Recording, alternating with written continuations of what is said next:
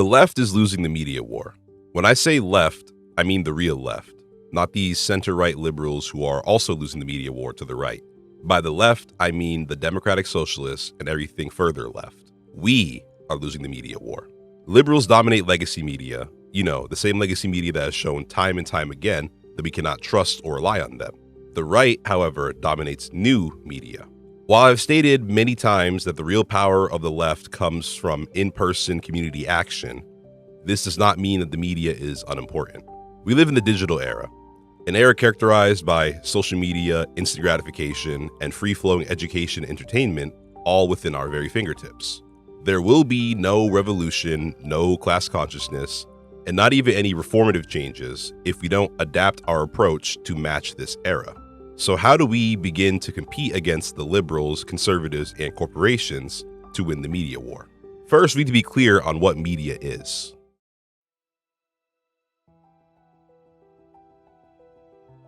Media is defined as the main means of mass communication. This is something better experienced than defined in words. This video you were watching, the Republican Party ad you probably got when you clicked on this video, social media as a whole, it's all media. And its purpose is to communicate, whether it's to communicate information, opinions, propaganda, entertainment. The media is the delivery system. The media is arguably as old as humans, and it has advanced with us. From, stone tablets to printed books to fucking Wattpad fan fiction. Beyond living out fantasies in fictional worlds, it has also been a tool of the revolutionaries. African-American slaves used media as a form of coded songs and stories to pass information to assist in escaping plantations. All socialist revolutions, like the ones in Cuba, Russia, and China, used media in the form of propaganda to organize and radicalize the masses. So naturally, a key aspect of revolution and liberation is understanding media and how to use it. Media, however, isn't just content itself. It is also the structure that delivers the content. It's the medicine and the syringe. Since I'm a communications major, a phrase I had to internalize for a test still lingers in my mind during every video I make. The medium is the message. This phrase means that the form a message takes shapes how the message is felt, valued, and understood, even more than the message itself. In other words, how you communicate something tells the audience just as much, if not more, than what you are communicating. A TV broadcast from a legacy news corporation implies authority and professionalism. The aesthetics give this off, and therefore, you watch these programs expecting to be told the truth. This is what makes the current state of legacy media today so damn sinister, but we'll address this later. Then you have a YouTube video like this one. YouTube channels give off relatability, authenticity, and community. These are the main points of appeal when it comes to independent content creation. So what's my point? If you had a news station with my political beliefs pushing the same message I do, you would be more likely to trust the news station than me due to the medium itself. They are a well-respected news network, and I'm just some dickhead with a podcast mic. This, however, makes me more relatable and down to earth in comparison to the station. Media shapes how we think well before it shapes what we think. That is the point of the phrase. So if how you communicate something is arguably more important than what you are communicating, you should now understand that communicating factual knowledge is not enough for successful left media. Facts alone don't move people as much as we think and hope it does. Why?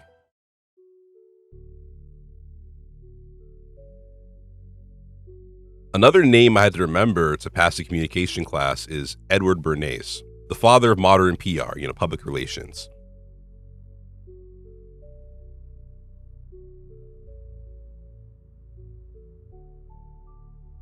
To some of his beliefs, he believed people do not make rational political choices. They respond to symbols, identity, emotion, and subconscious cues. So to change society, you must shape desire rather than arguments, which is pretty much the opposite of how left media operates today. We make the naive assumption that facts are enough to convince people that succeeding in these anti-capitalist arguments will win, and that education alone leads to radicalization. This does not match up with how the media experts see it. Right-wing media, unfortunately, understands this far better than we do. Strong personalities, emotional narratives, repetition, Symbolic politics, with the phrases like freedom, family, strength. A simple dichotomy between who their heroes and who their villains are. These are aspects of right-wing media that have shaped their success in the MAGA era. This strategy will keep the right-wing motion flowing even after Trump dies. Thinking it all ends with Trump is copium. This is also why I laugh when the MAGA crowd bitch and moan about identity politics. Their whole fucking platform is identity politics. Their base isn't aligned by facts, but by the way they can identify with those pillars of right-wing media. All politics, especially right-wing politics, include identity. I feel I should take this moment to clarify that I am in no way advocating for left media to abandon factual information. And I feel like that's the exact message any liberals watching this will take away from this video. After all, their politicians are willing to throw the LGBTQ+ community and abortion rights under the bus to get some MAGA votes. They would absolutely abandon telling the truth if it could win them some voters. The fact that we tell the truth and base our arguments on factual information is one of our strengths. We would be even stronger if we started utilizing that emotional messaging strategy in combination with our facts. The right uses emotions to manipulate the masses. The left should use it to ethically persuade the masses to understand our worldview. Let emotions open the door and factual knowledge be the foundation. Factual knowledge didn't start my journey as a radicalized socialist. My emotions from seeing unarmed black men being murdered by police and how such a fate could be my own or my brother's or my father's, that's what started it for me. So moving forward, we need to greatly understand the power of emotional messaging and how we can use it to liberate the masses. However, we must also understand the digital platforms and algorithms that impact how our message is spread and interpreted by the masses. So before we can hope to win this media war, we need to understand the battlefield, the platforms at our disposal, and also the algorithms that can lead to smooth sailing or fucking drown us before we reach the shore.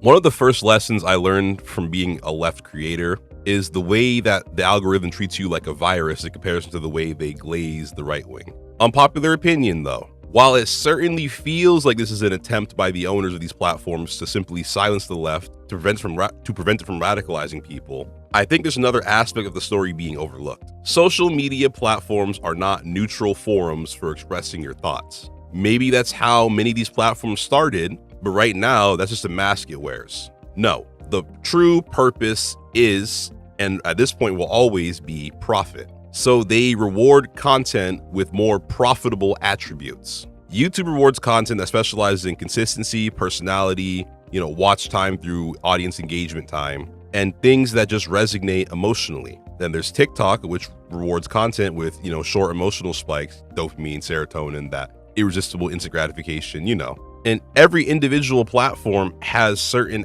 attributes it prefers. And if your content contains these attributes, they are more likely to promote your content. Content with these attributes bring in more money through ads, pushing sales, etc. So the algorithm serves the capitalist purpose of maximizing profit on your content. It's not just this secretly complex evil system, it's the master's favorite tool. And in this circumstance, we must use master's tools to break down the plantation because it's the only tool we have access to with regards to left media. Anger turns into engagement, oversimplification turns into engagement, lacking nuance turns into engagement, and then engagement turns into profit. These systems and platforms of capitalistic algorithms, which the left is currently fighting on, are designed and better suited for outrage, simplicity, and speed, all of which, as we've discussed before, are strengths of right-wing media. So we now understand the battlefield and the terms of this media war. So how do we win? Before we can answer that question, there's something else we need to investigate. What other conditions are responsible for the current state of left media and media in general?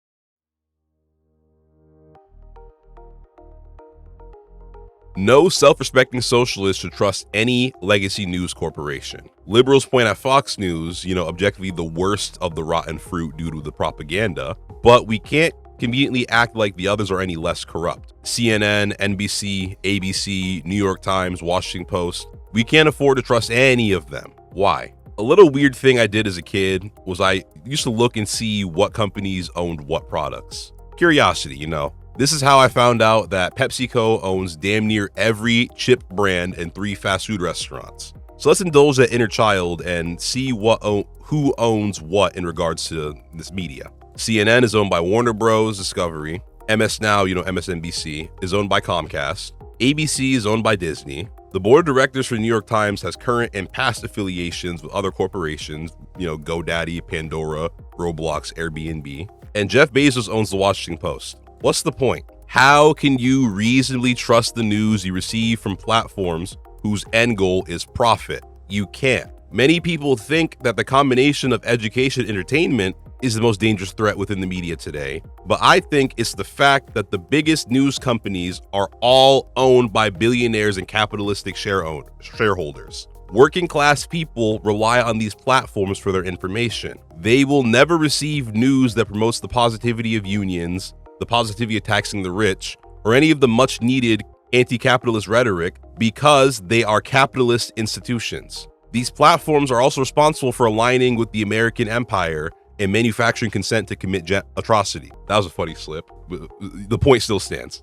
Just look at the past coverage of Gaza on all of these platforms. Full of lies, dehumanizing language regarding Palestinians, and blatant Zionist propaganda. This is because aligning with American and Israeli interests is more profitable while, showing basic humanity isn't. Journalistic integrity can't exist within these corrupt institutions. And many of these institutions are liberal aligned, and yet liberals are still losing the media war to the right. Why? Because the distrust for legacy media institutions expands far beyond our political lines. The right-wing content consumers don't just hate liberal legacy media for, the liberal ideology. They hate what the medium itself represents. Smug, upper-class, college-educated, authoritative, liberal content. So rather than these news institutions, they find independent right-wing hogs with the attributes I talked about before. Podcasts and live streams of people that embody the values of, strong personalities, emotional narratives, repetition, everything I mentioned earlier. So the medium of legacy news is why they are losing the narrative battle to the right. And the message they produce, the pro-capitalist, pro-imperialist, fuck the global south message, is why we on the left can no longer trust them either. So if legacy media won't save us, what about independent media?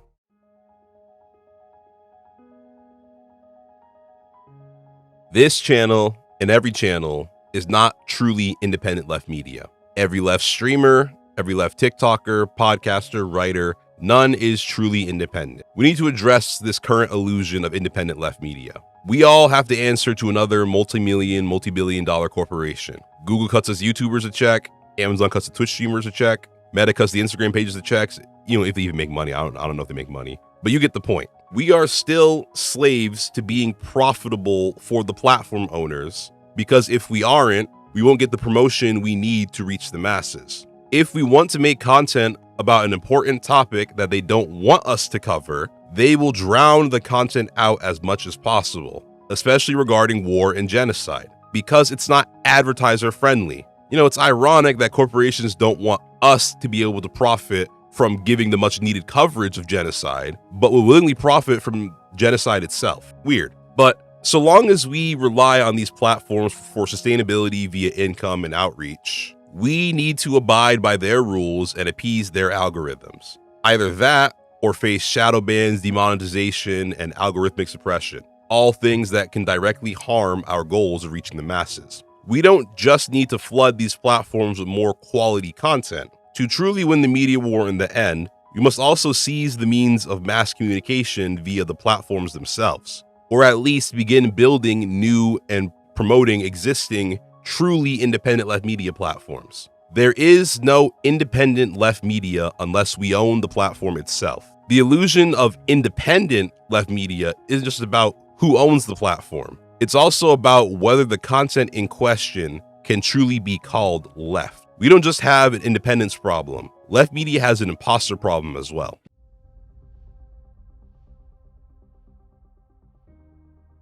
Many of these so-called left creators are not truly left at all, or at the very least need to be held accountable to a standard that actually reflects left beliefs. We have a hard enough time trying to reiterate to the average American that liberals aren't actually left. Having a bunch of creators proclaim themselves as left while promoting liberal propaganda is dangerous. We have left creators promoting the Democratic Party as viable and in need of reform. As I have said before, running as a Democrat to win and running as a Democrat to reform the party are not the same thing. One puts a D next to your name on the ballot. The other is detrimental to the end goal of building an independent left party. Left creators promoting or celebrating centrist candidates, as well as candidates with some deeply concerning anti-left views, should be disqualifying. Left creators who are anti-communist or spread misinformation on communism should not be considered left creators, period. An anti-communist leftist is at best a useful idiot to the ruling class, and at worst a fucking fed.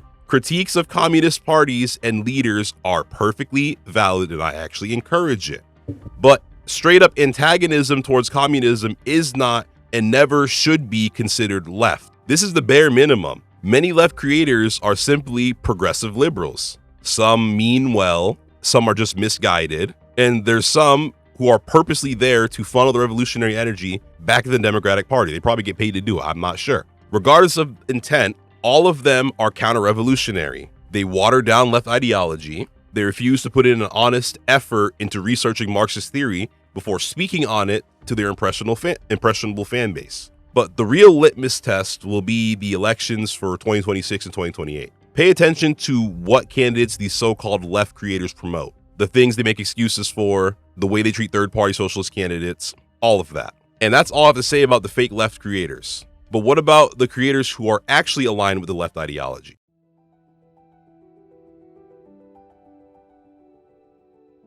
I consume a lot of left media. I probably consume more than I make at this current point in my content creation career. So this critique is coming from a place of genuine love and respect. It's also a hard truth that I had confirmed when people told me why my videos resonate with them so much. A great deal of left content is far from normie or beginner friendly. While all of it doesn't need to be, nor should it be, I feel that if the goal is to bring as many people into our movement as possible, we need to prioritize producing content for the average uninitiated leftist. When you use the lens of mass appeal to analyze real left content as a whole, you'll find some attributes that push away average people. Some content is too heavily academic, some is too angry or attack dog-like to others, and sometimes even towards the viewers themselves. Some is too slow-paced, a lot is far too niche for the average person, and the sectarianism, my socialism is the only correct socialism approach,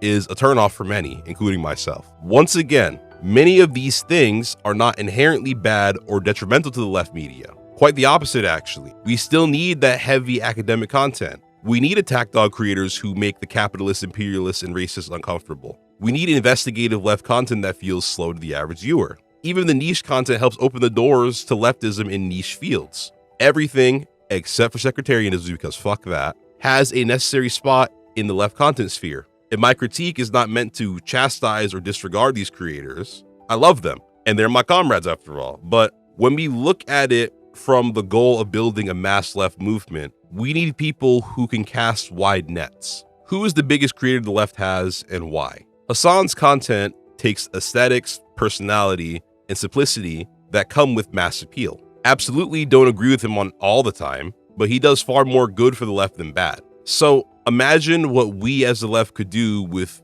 more, similar left-wing, normie-friendly, likable creators committed to building a mass left movement and who are aligned with, the non-negotiable points of building a left coalition. Left media is correct intellectually. After all, the curse of the left is being right but too early. So we already know if being correct was enough to win, we would be winning the media war. But it's not enough. We need to win aesthetically and emotionally as well, since those two attributes are two key advantages that left media has over its most powerful adversary.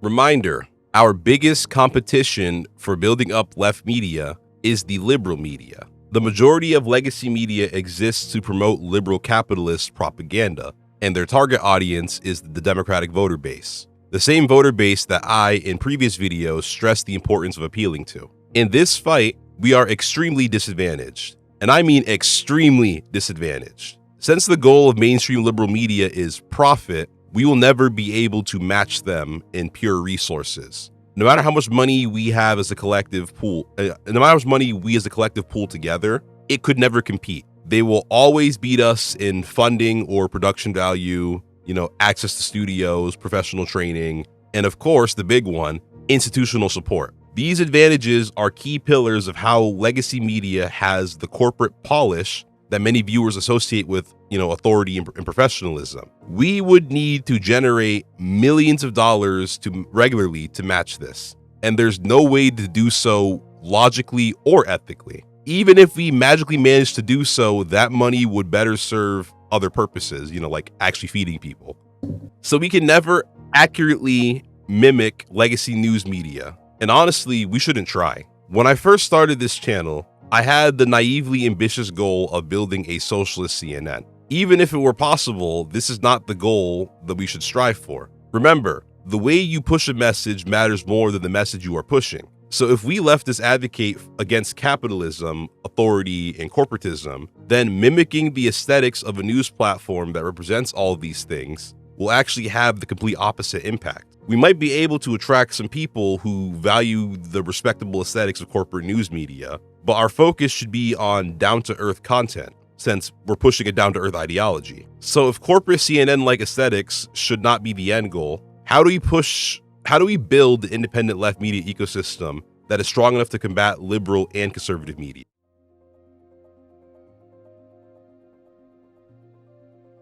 When I was just getting started out as a creator, I asked bigger creators for advice. One piece of advice was about the importance of branding aesthetics. I thought it was just superficial, but aesthetics are not superficial. Aesthetics are and have always been political. Therefore, managing them well can greatly shape the success of left media. The medium is the message. So while we left creators are aligned on base issues and often focus on the same topics, the aesthetics we put into the medium is what makes each left creator unique. This is why the most important aesthetic quality of a left media project is by far authenticity. Authenticity serves many purposes. It's what makes our content more interesting than the cookie cutter talking news heads who dress the same, say the same things in the same tone, pace, and cadence. How comfortable you are with being unique determines your success in this field. So we don't need multiple Hassan Pikers. We need multiple unique creators inspired by Hassan. Then there are the aesthetic aspects that open the door to the mind of the viewer long before your message does.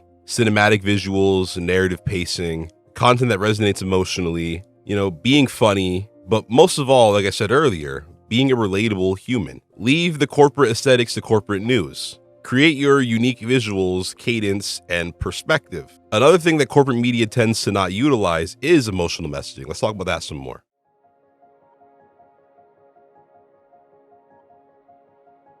Let's reiterate what we discussed earlier. Right-wing media haven't truly mastered emotional messaging. They mastered emotional manipulation, feeding off the negative emotions of their viewers like fear and anger to grow their platforms and to point that anger at their manufactured enemies. Like Schrodinger's undocumented immigrant, lazy people on welfare who are also stealing all the jobs. Utilizing emotional messaging in left media is an approach that uses both emotional resonance and facts. Unlike the right wing, our ideology is not based on lies and placing blame on innocent people with similar material conditions. Leading with emotional messaging through empathy, solidarity, and community. Redirecting working class anger at the real enemy, not the transgender teenager literally existing or the single mother on food stamps, but your job violating labor laws and stealing your paycheck. Your insurance company refusing to cover basic meds and procedures. We can also start utilizing aesthetics via symbols and slogans, similarly to how the right does it.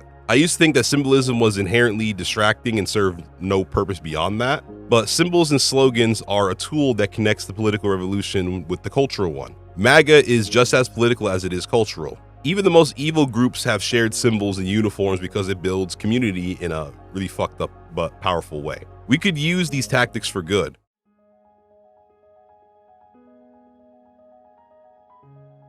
What are the long-term media goals we should strive for? Since the goal is to chip away at the power and influence of corporate media, Here are the long-term progress markers that we should strive for. Publicly protected and funded media is a powerful end goal. This is not entertainment, but rather necessary public infrastructure. As many of you know, the MAGA party, cut off federal funding. They cut off federal funding for public media. This is an egregious act of censorship. We should invest whatever we can into keeping public media afloat. I would also like to see a socialist news networks to some degree. While the goal should never be to replicate CNN, ABC News, or any of the other corporate cookie-cutter news media, we should still strive for independent newsrooms. The cooperative model also removes, the hierarchy and capitalist interests that have fully corrupted the legacy news media that we see today. And these are just, ideas of what I hope exists in the future regarding left media. But let's reground ourselves in reality. What can be done now, like right now, to start building up a powerful left media ecosystem?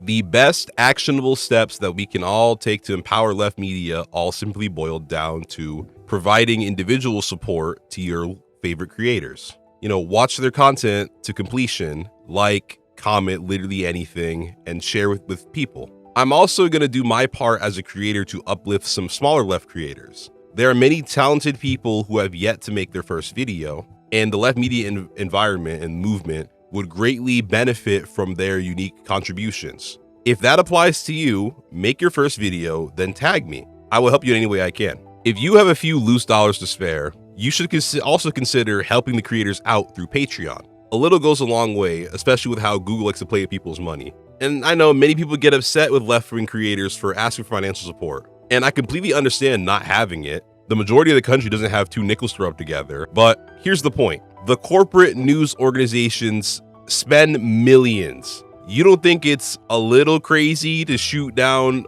a small socialist creator for asking for your completely optional financial support? It's a little crazy. But what if I told you all, right, that there was already an independent worker cooperative platform for left creators? No ads, no product placement, no corporate influence, just a community-funded streaming platform where left creators like myself and many of your favorites can thrive. Well, it's real. It's called Means TV, and this is my completely shameless plug for it. All of BGR's content can now be found on Means TV, uncensored, ad-free, and all future videos will drop there and on Patreon first.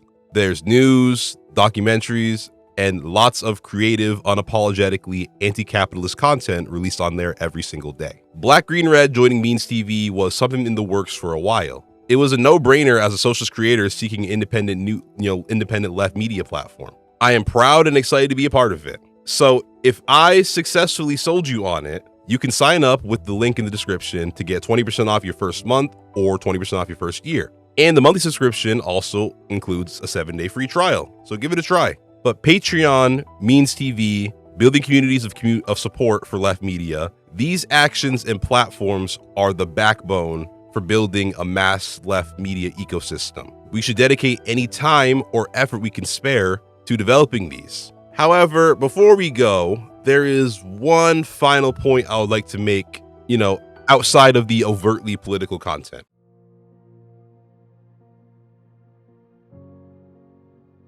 We don't just need more left media. We also desperately need more media from people who are left. What does this mean? What's the difference? Simply, the left needs to exist and be active in media communities outside of our politics-centered bubble. In order to build cultural power for the left, we should support left creators in non-political fields. I am by no means telling you to implement left politics into media genres that have nothing or little to do with politics. That shit is very obnoxious and typically has the opposite effect than what was intended. Just exist in these media spaces as a leftist for, representational purposes. Many media fields are overwhelmingly, to a disgusting degree, right-wing and reactionary. This is not an issue with the field itself, but rather the consumption habits of right-wing viewers outside of politics, and also the right-wing influencers who amass followings in these non-political fields. Fitness content is probably the biggest one that comes to mind, but then there's also comedy, gaming, and just general podcasting, which are also, as major fields in dire need of left representation to balance out the overwhelming right-wing lean. Along with balancing out the political scales of these content fields, they serve another important, often unsung benefit. They provide safe spaces for leftists who want to consume content about these non-political interests without dealing with a reactionary dickhead content creator. Remember, culture changes politics a bit more than politics change culture.